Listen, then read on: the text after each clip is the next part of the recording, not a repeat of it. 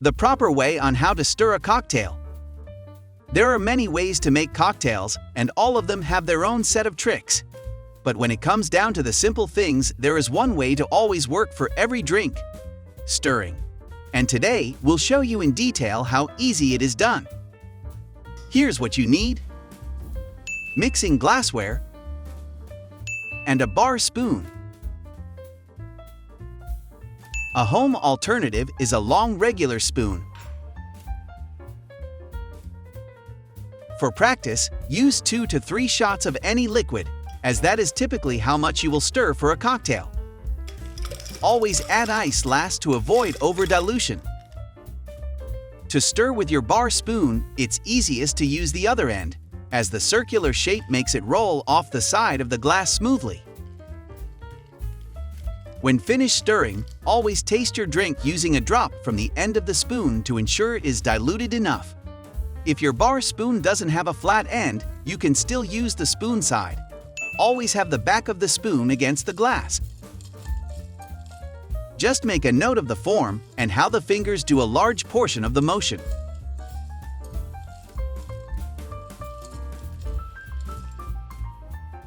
With a regular spoon, you'll notice how much harder it is to stir with the spoon end. So flip it over and use the other side, ensuring it's clean, obviously.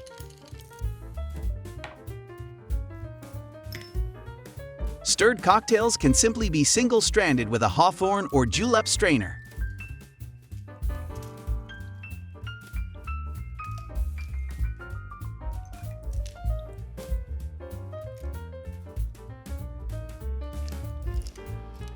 Now, we're giving you some tips and tricks when stirring a cocktail. Pre-chilling the mixing glass. A great way to keep your drinks cold while you're mixing them is by using a chilled glass. You can chill it quickly before you start stirring. All that's needed are some ice cubes and water.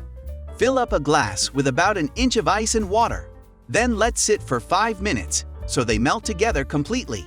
Voila! Your refreshing beverage will be ready in no time. Use big ice cubes. Use a big ice cube to not chip or crack when the spoon is inserted, stirring commences. A bigger ice cube also makes sure you have more control over how diluted your drink becomes. Use your dominant hand. When stirring, use your dominant hand to make sure you have more control and a better grip. Glasses give you visuals. A mixing glass, pint glass, or any other clear vessel lets you see your stirring process so that you can observe where to improve as well as get timing just right. It's the fingers, not the wrist. The way you move the bar spoon is with your fingers. If done correctly, your wrist will just go along for the ride and won't ever have to do any of that hard work.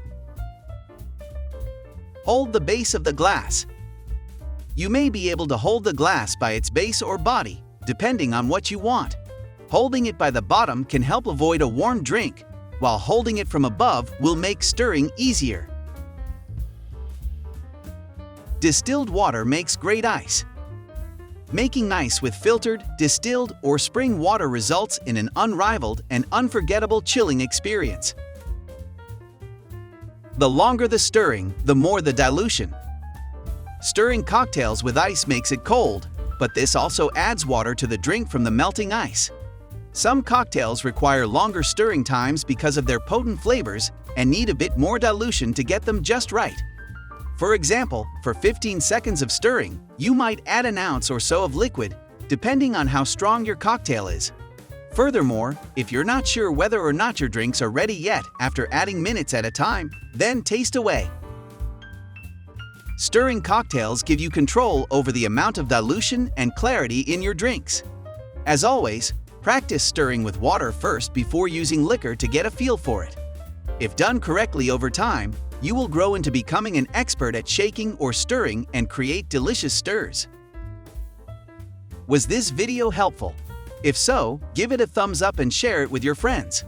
Don't forget to subscribe to Advanced Mixology and hit the notification bell button to stay updated on our latest videos.